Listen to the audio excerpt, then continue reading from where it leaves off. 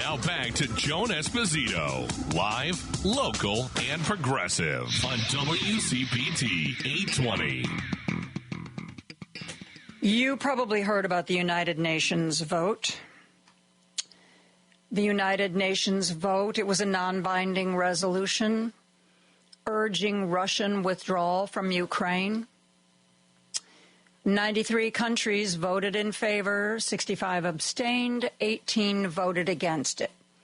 18 countries voted against a non-binding resolution urging Russia's withdrawal from Ukraine, pointing the finger at Russia for the fact that this is happening. General Mark Hertling reacted by saying this vote by the United States is staggering, not standing against a violation of international law and not condemning the massive number of war crimes of Russia will affect U.S. security and damage our alliances and national reputation. I'm ashamed of this action. Historian Simon Skama said, a new low, a day of utmost shame and infamy, a deep stain on American history, voting with tyrants, the likes of North Korea and Iran. And founder of the Independent Veterans of America, Paul Reichhoff, who was interviewed on his podcast by Charlie Sykes.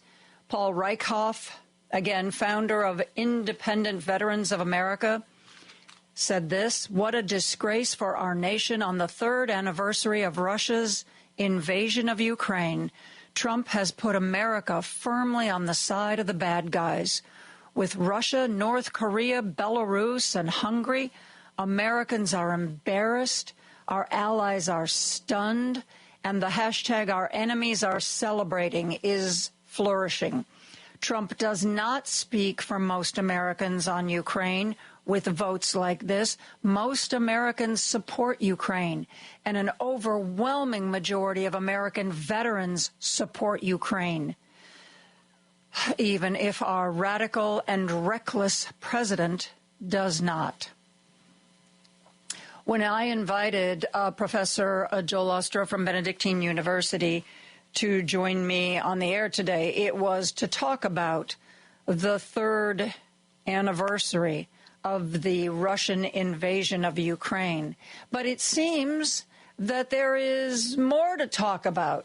The fact that the United States apparently has decided that the axis of evil could use another member.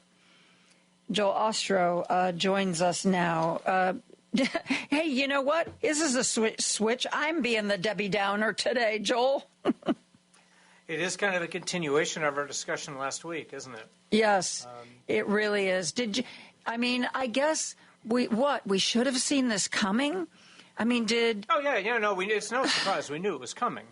And it's interesting. But don't you think there were still people who held out hope that even though he's obviously making a lot of pro-Putin noises and pro-Putin moves, that he wouldn't want to be so public in the fact that he's now all in with Russia, that, he likes to let people think that, he's not as bad as he is. And now he's showing us he is as bad as he is. Anyone who thought otherwise wasn't paying enough attention, I'm sorry to say, Joan, because it's not just Donald Trump. Look at everything that Hegseth has said over the last 3 years. Look at everything that Tulsi Gabbard has said and done over the last 3 years. Look at everything that Walz has said and done over the last 3 years, the National Security Advisor. And then you look at the other people around Trump.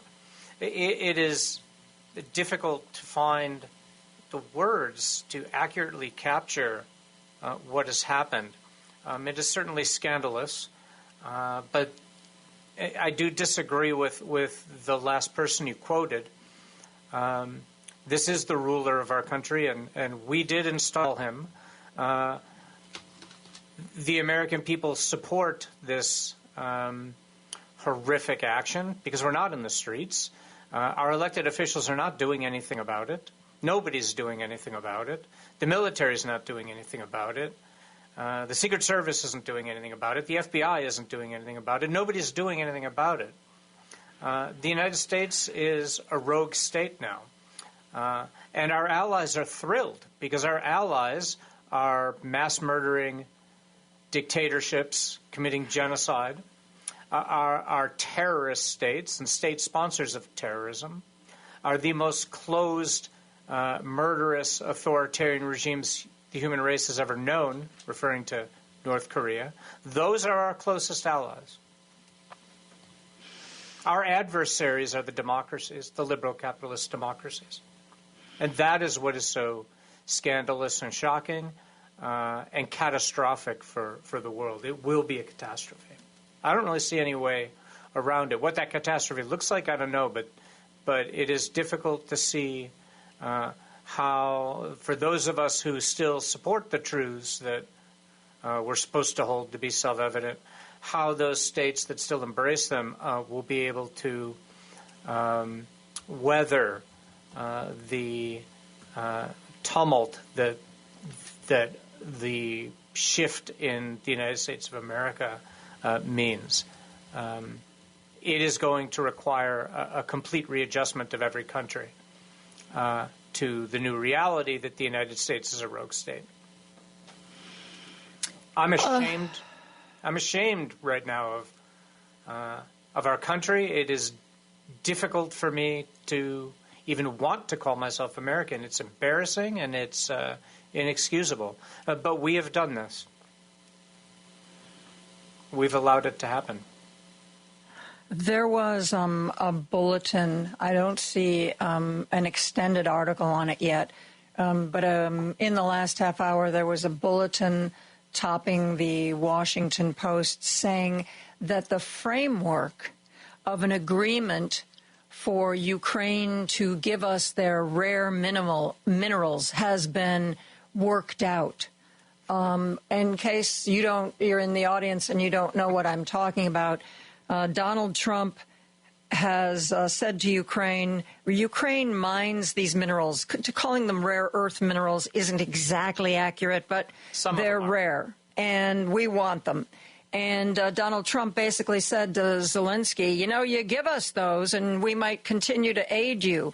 And then the message changed and it was like, you should give those to us because you owe us for all the money we've already spent.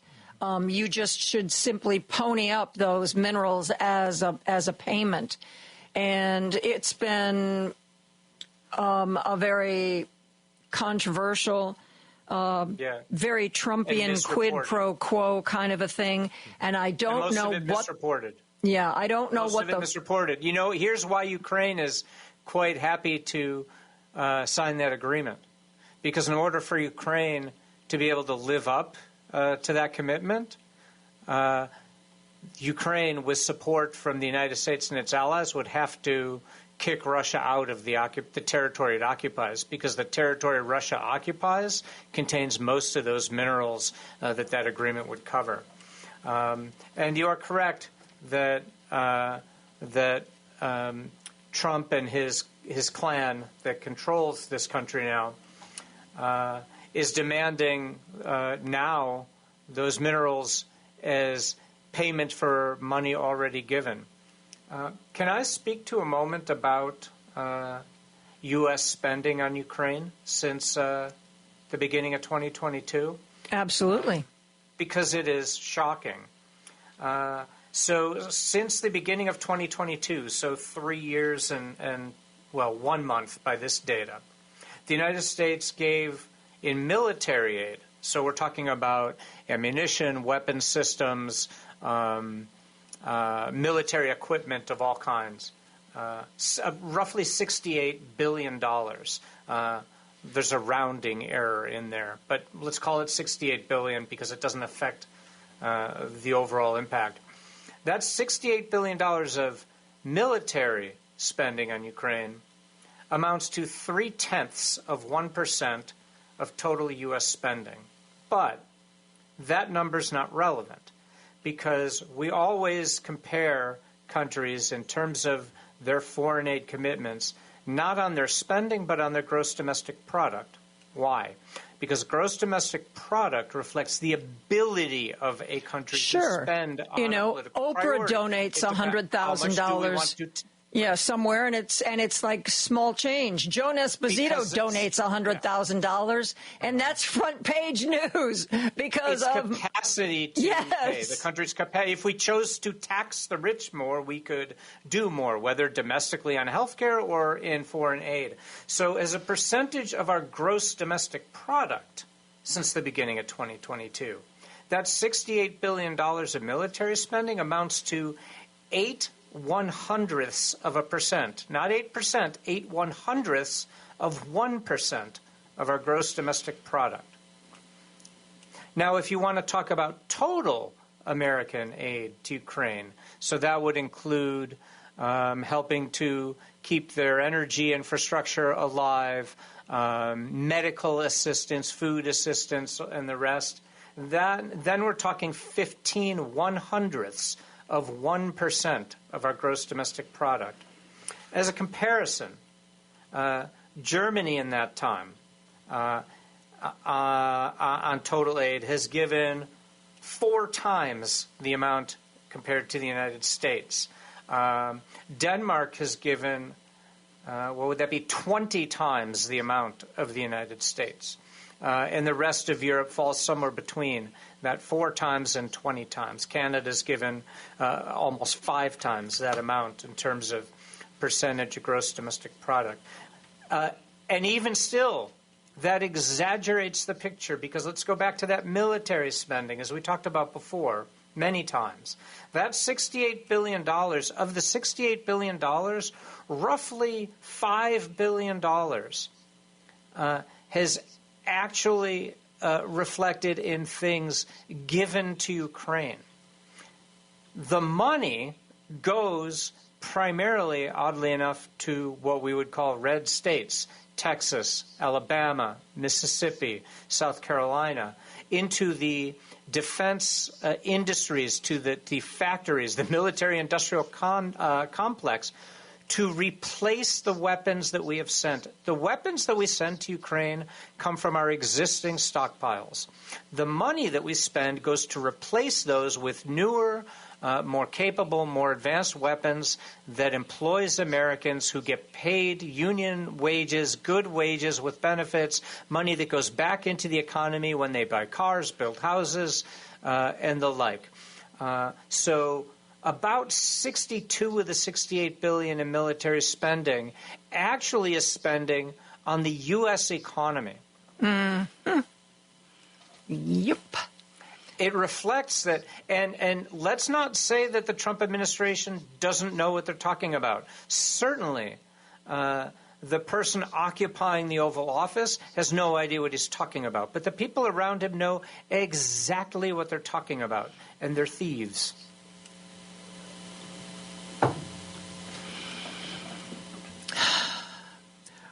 This is something that I haven't talked about recently, but we have gone over this in the past, that it's a win-win for the United States when we support Ukraine, because that's exactly it. You know, we don't send them the brand new stuff. We send them what we've got, and then we buy brand new stuff for us. So the question becomes, what kind of deal has Trump and Musk and Vought and Bezos and Zuckerberg, what is going into their pockets from the Kremlin? Because that is the only possible explanation.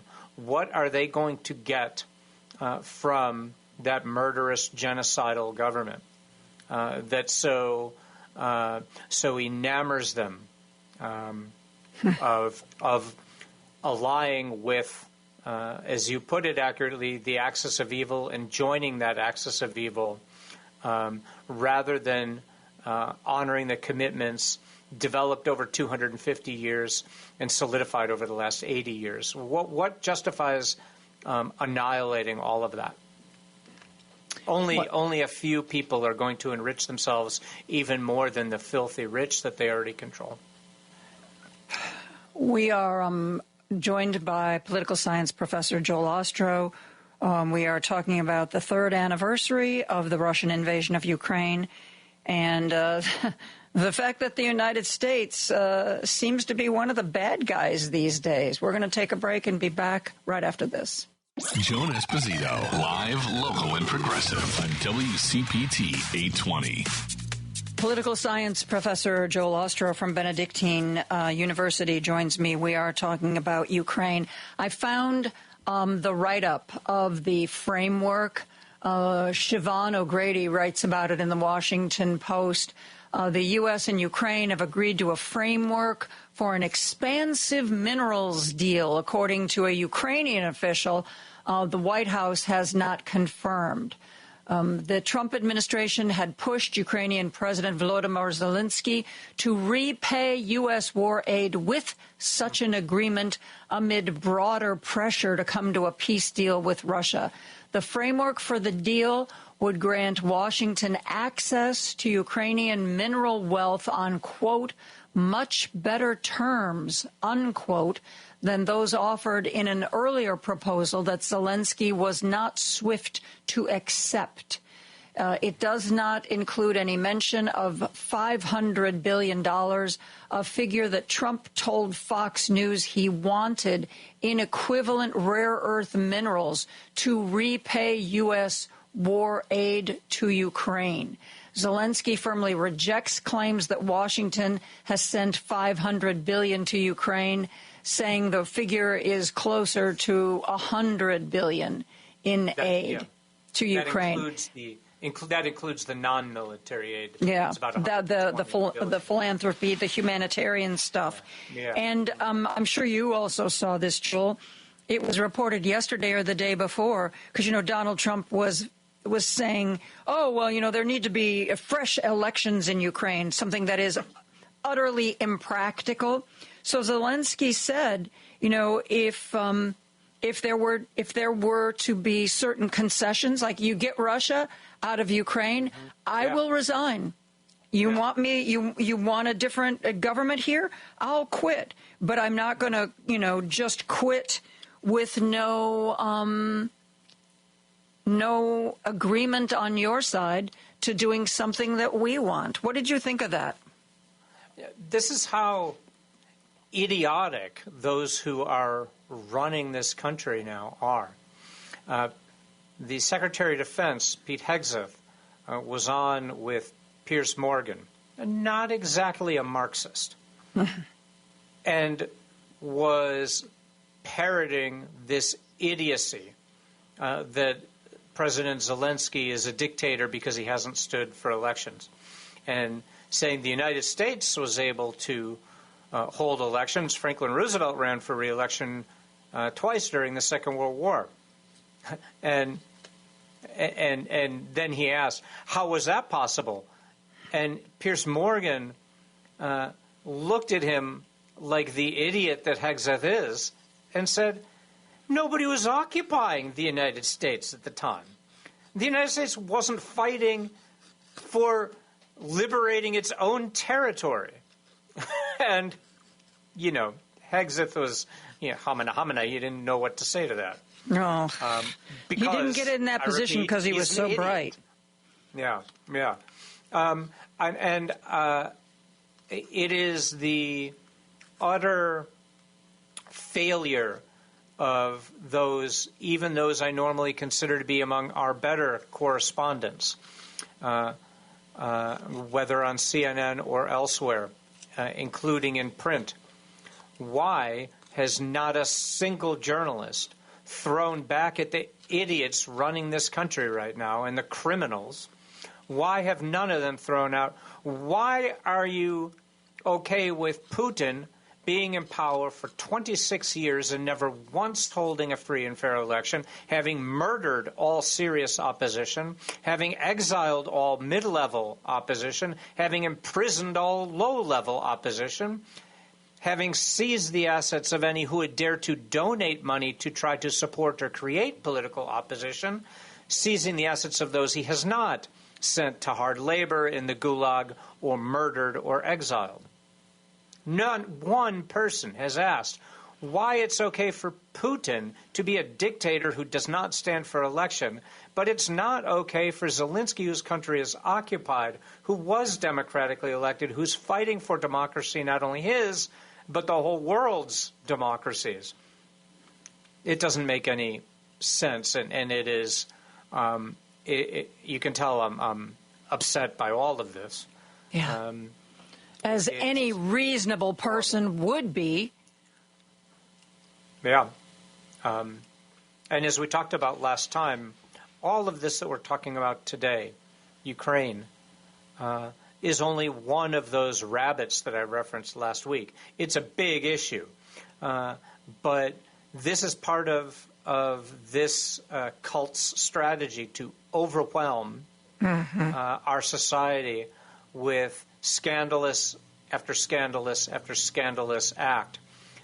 Which basically incapacitates our ability to respond. And it's all well and good that Friday there's supposed to be, a protest by not purchasing anything. But it's grotesquely insufficient. I mean, at what point are we going to have a national strike that will last day after day after day with people not going into work, not buying anything in the streets? Because that is the only thing that can save some semblance of what our country used to be and used to stand for, and try to recover at least some of it. Well, there is an effort to have a 24-hour economic boycott, as you know, this Friday, the 28th. That's not but enough. As far as I know, and I will tell you right now, Joel, my knowledge of history is pathetic at best, but has there ever been anything that caused a national work stoppage? I know there have been obviously work stoppages in the United States past. of America? No. Yeah, I didn't think so. Because we've had a responsive government. Not perfect, but we've had a responsive government. But the ruling entity in this country is not responsive. The Republican Party is not a democratic small d party. It is an authoritarian organization. It's not a normal political party. It's an authoritarian organization that is not about being responsive to anybody other than their dear leader. And so they don't give a hoot. MAGA doesn't care. Never has, doesn't, and never will. It's not about the people. They don't respond to the people. They're not about the people. I'm talking to political science professor Joel Ostrow. We started off this discussion acknowledging the third anniversary of the Russian invasion of Ukraine. We are going to be talking more about what is going on here in this country and around the world when we come right back after a break. Now back to Joan Esposito, live, local, and progressive on WCPT 820. I'm talking to political science professor Joel Ostrow, but before we continue our discussion, I want to play for you a soundbite. Timothy Snyder was on with Lawrence O'Donnell last night.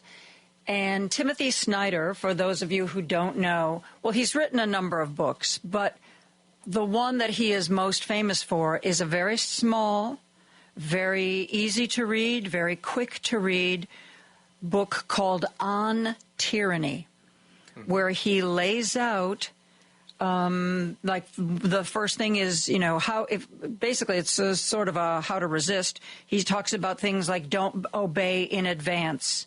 These corporations. Well, even Lurie Children's Hospital in Chicago.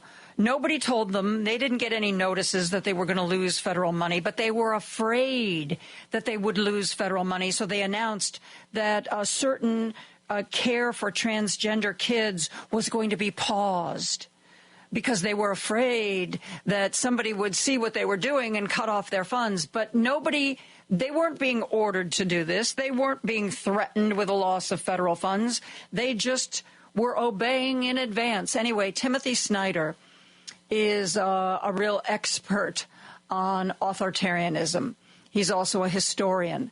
He was on with Lawrence O'Donnell last night, and he talked about the Trump administration siding with Russia at the United Nations, where what we were talking about at the beginning of this discussion, this vote where we allied ourselves with Iran, North Korea, Russia, and against basically the democracies of the world. Listen right now to Timothy Snyder. If we think to the present and the kinds of claims the Trump administration makes about itself, their whole self-image is that they're the ones who are going toe-to-toe with the dictators.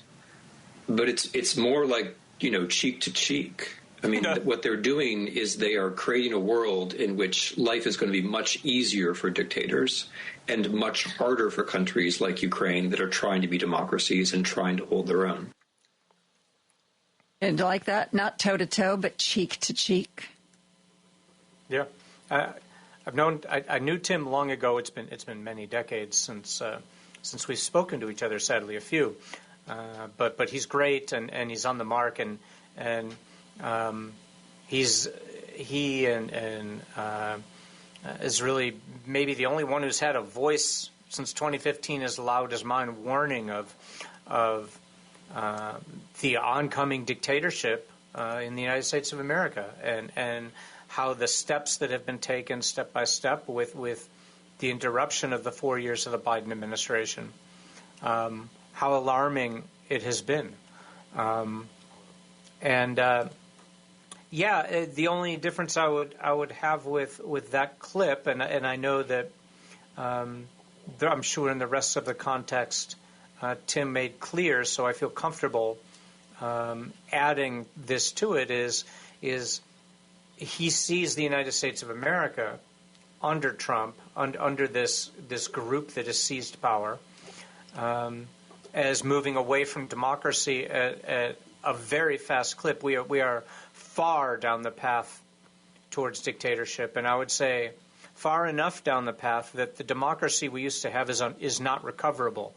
The institutions that we had, the norms that we had, the system we had, if somehow somebody were able to snap their fingers and make this regime go away, but start from that point going forward, we can't restore the separation of powers and checks and balances, for example, the independent judiciary the way we had it before. There will have to be fundamental systemic changes for us to have anything even approaching a stable democracy again.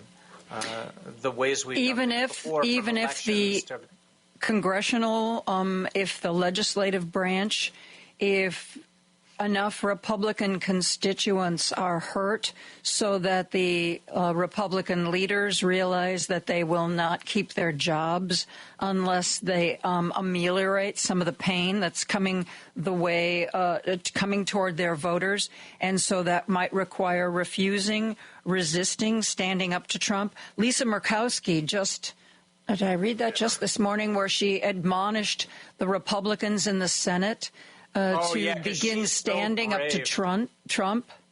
She's a hypocrite, as is Susan Collins from Maine. Shame on them both. Shame on McConnell. Shame on all of them. They have no spine. They have no principles. They have no allegiance to the Constitution that they swore an oath to. That organization has abandoned democracy in favor of fealty to the fascist clique that controls this country now, that gives Nazi salutes, that embraces legacy Nazi parties around the world. That organization, and I said this last week, you'll note that I'm careful not to refer to the Trump regime as a government or to the MAGA group as the Republican Party. That's one of the fundamental things that has to go. They have abandoned the norms and principles on which our democracy was founded. They supported the insurrection of January 6th. They continue to spread the lie that the 2020 election was somehow stolen. Even today, people who used to be normal thinking, Republicans uttered to me the incredible, idiotic lie that the Democrats stole the election 4 years ago. That entity can no longer exist. We will not have democracy as long as the Republican Party is a major party, any more than Germany would have democracy if the Nazi Party were allowed to continue after the Second World War. The Republican Party can no longer exist as a significant entity in our politics, and as long as it does, we will not have a democracy, because there cannot be trust in anything under that label, with those people, with that platform, to abide by what is necessary to live up to the principles of equality, liberty, freedom, justice. I know that you are getting listener response, as am I, on the text line. For instance, Fred texted in, has Trump made any demands on Putin to rebuild or make restitution on all the damage he inflicted on Ukraine? And then Fred understood that this was ridiculous because he ended up with LOL. And somebody else texted in, based on Trump's inexplicable and indefensible actions toward Ukraine, we need to ask ourselves a very disturbing question. Is it now to the point where we can conclude that he is acting like an agent of the Russian Federation? And well, I know the United States government is subservient to the Kremlin. Tulsi Gabbard is a Russian agent. Pete Hegseth is a Russian agent. Stephen Miller is a Russian agent. And the President of the United States, if he's not an agent of Putin's, he's certainly a lapdog. I hope that Putin has made lavish promises to Donald and Donald Jr. and Eric and Ivanka and Laura. I hope he has promised them the sun, moon, stars, and galaxy, because Vladimir Vladimirovich Putin's promises are worth what comes out of your butt into a toilet. Mm-hmm.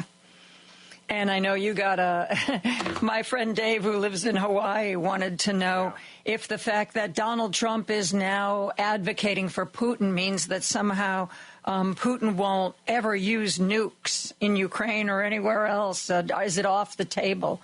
What are your thoughts on that?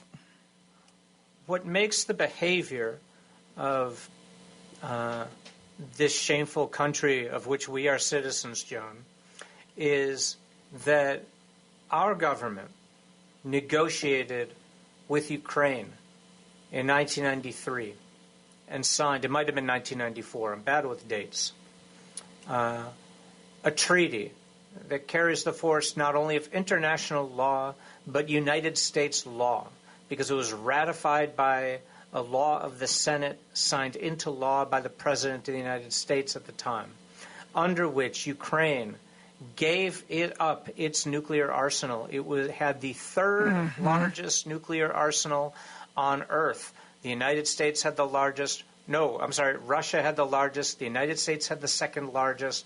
Ukraine had the third largest. Ukraine gave them all up to Russia, and then many of those dismantled under the Strategic Arms Reduction Treaty, but gave them all up in return for security guarantees pledged to it by the Russian Federation and the United States of America, the United States of America through NATO.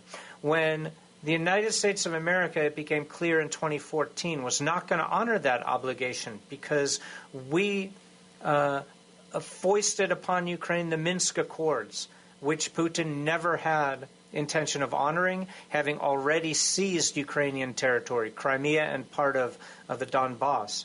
That was an abrogation of international law and United States law.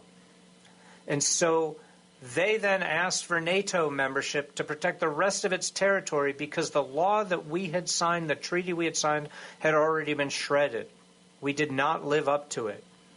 And so now the United States of America has said, Russia, we're with you. Ukraine caused this. Take whatever you want.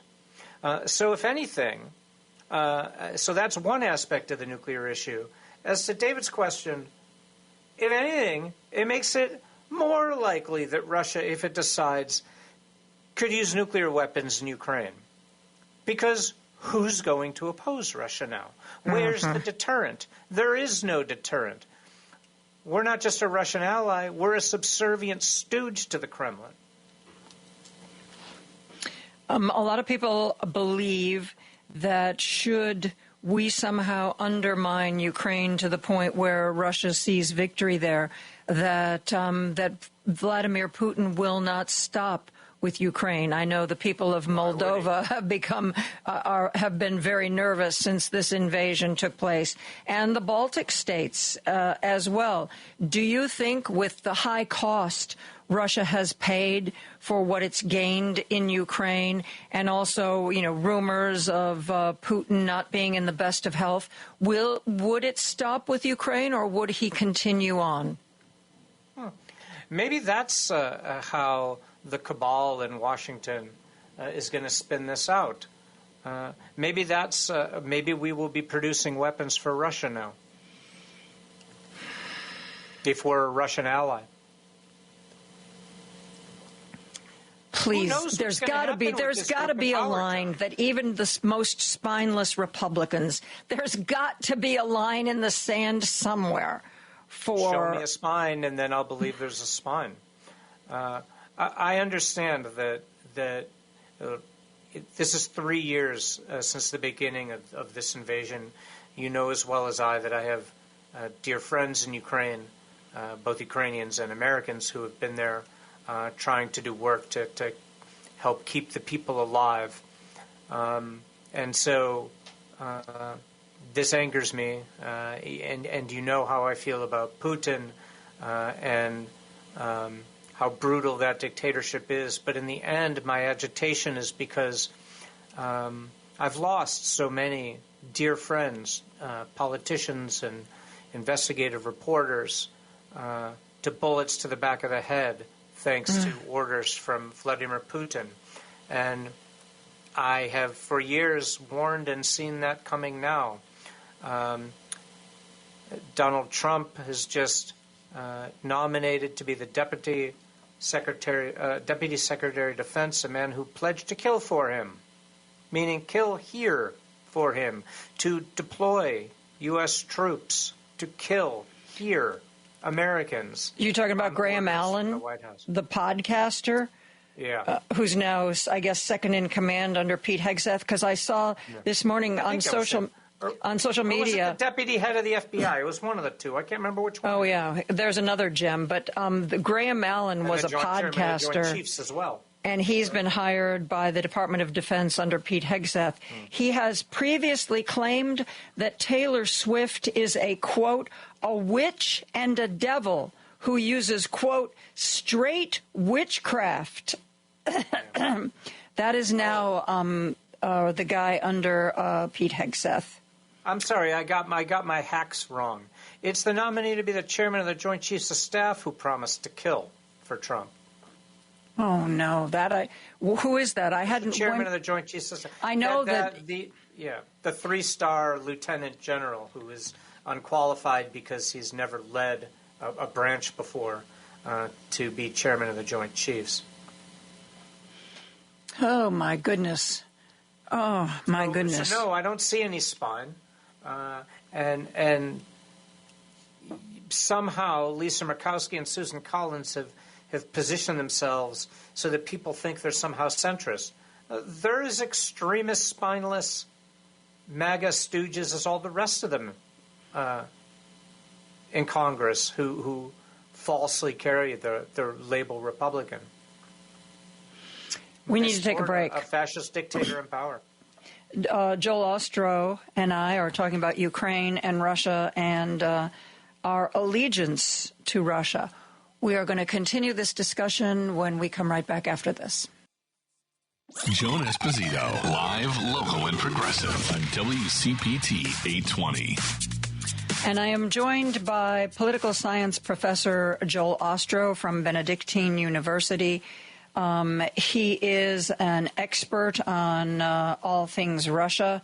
What did you just send me? A statement from Robert Wright? Yeah, this was last night, I believe.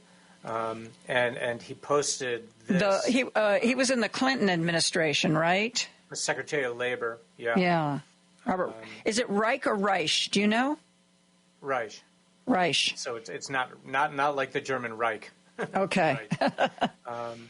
And an economics professor, very progressive, has even sort of expressed regret about his failures to prevent the turn of the Clinton administration of the Democratic Party so far to the center as it ended up going. So he's been a supporter of people like Elizabeth Warren and Bernie Sanders, basically wanting regulation and support of the middle class rather than the rich. But he put a meme in his social media yesterday that said the battle of our day is no longer about Democrats versus Republicans or left versus right. The choice right now is democracy or dictatorship, and we're sliding faster than I ever thought possible into the latter. Everyone must choose which side they're on now. So he's echoing things that I've been saying perhaps a little bit earlier, and that Tim Snyder has been warning about. I think it's interesting. I agree with you. We're not seeing a lot of bravery in Republican leadership. We're not, at least yet, seeing the anger and the passion from Democratic leadership, but we do seem to be hearing it and seeing it in the grassroots. I think it was the Washington Post that was reporting that like 21 people working for Doge have quit because they say, well, basically that the people at Doge can't be trusted and are idiots.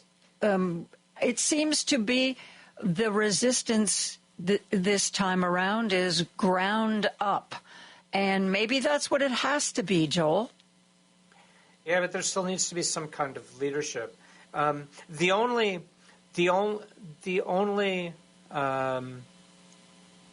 legitimate action of any disgruntled Republican is to make him or herself a former Republican.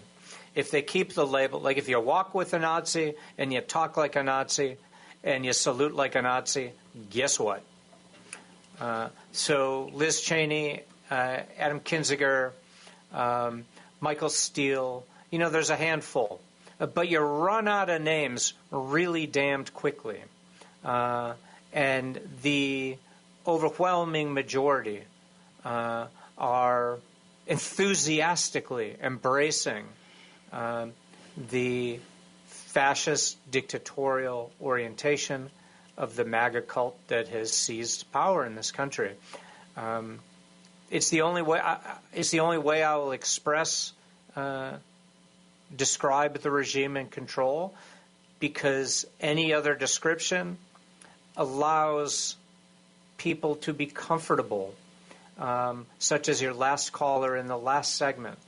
And at the end of our discussion, yours and mine, Joan, last week. Midterm elections aren't going to save us. Courts are not going to save us. The courts can rule. The people can vote. But if you still think those outcomes are going to make a difference, if you still think those outcomes are going to change who is in power in this country, then you're missing what's happening. And we've been missing what's happening since 2015 to such an extent that Robert Reich can say, we need to decide now what side we're on. Democracy, dictatorship. It's not Democrat, Republican anymore. Yeah. I thought you were talking about Allen from the Department of Defense. Were you talking about Dan Bongino under Kash Patel, the other podcaster with no experience in the agency in which they've been recruited for? No, it was the chairman of the Joint Chiefs. I mean, they're all. Yes, I could say the same thing, but the literal point. His name is Dan Kane, is the nominee to be the next chairman of the Joint Chiefs, and I saw reporting. I can't remember if it was the Post or the Times that he had pledged to Trump that he would kill for him. Which I'm sure is exactly what Donald Trump is looking for, that kind of loyalty. But I'm sure the Senate will get up on its hind legs and talk to him about that, and I'm sure that they will have lots to say. Don't you think so? Yeah. Trump has claimed that Keynes said that he loved Trump and would kill for you while donning a "Make America Great" hat. That was reported on CNN 2 days ago and in the New York Times 2 days ago. So that's indirect reporting. So since Trump said it, apparently, I didn't read the whole article just now. Who knows? It's really unbelievable. We know that we have a lot of people in this country who really don't pay attention.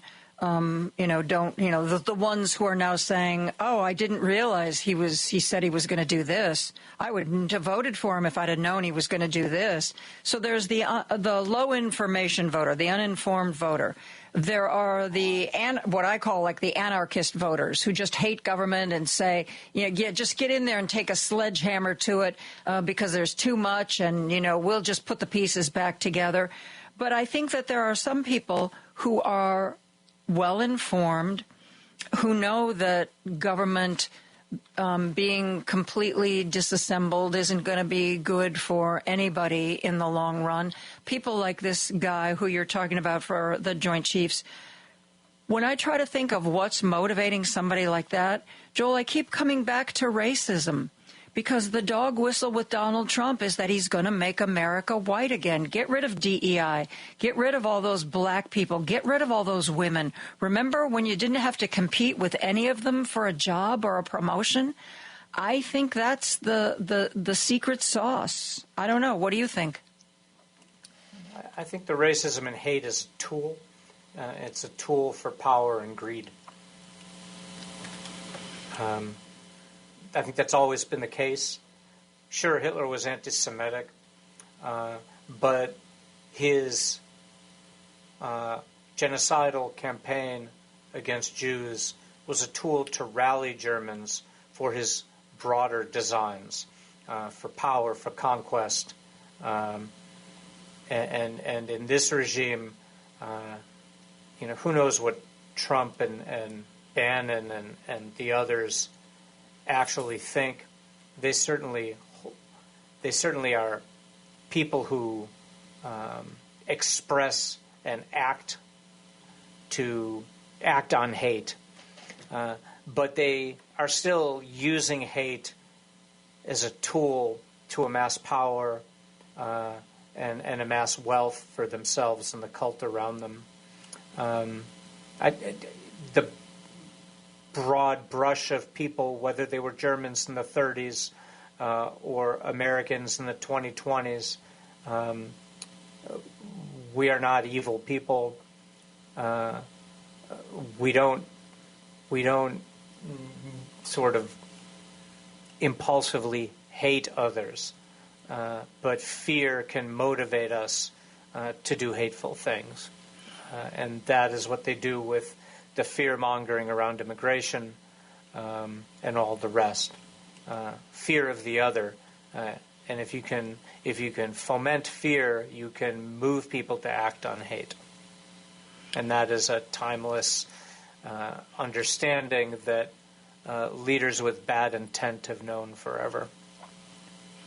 Yeah, you got to have somebody to focus all of your frustration on, somebody who makes it not your fault. Yeah. I mean, I know we only have a couple of minutes. The people of Ukraine have been and continue to fight heroically for their country, for independence, for freedom, for the right to speak their own language, for the right to sing their own songs, for the right to honor their history, for the right to pray in their own churches, for the right to live as they want to. Ukraine has never been a threat to anybody on earth. The name of the country is the borderland. It has, for its entire history, struggled to exist. And yet again, for the umpteenth time in its history, It has been occupied by a foreign entity that doesn't even recognize it as a thing. And unlike any other time in history, because they've had a taste of democracy and freedom and independence, they're fighting to their last blood to protect it. And even having been abandoned by those who promised to support it, they will continue to fight. And they should be an inspiration to us. And let us hope that somehow, some way, the good people of Canada and Europe can find a way to continue to support them, and perhaps others like Japan and South Korea can find ways to support them so that they can hold out long enough till maybe those who've been brainwashed in this country come out of their stupor, and somehow we can reorient to something that you and I, Joan, could recognize as decent. Thank you, Joel. Joel Ostrow, professor of political science at Benedictine University, co-host of the World Discord podcast. Thanks for being here. Always an interesting conversation, Joel. Take care. Thank you so much, Joan, always.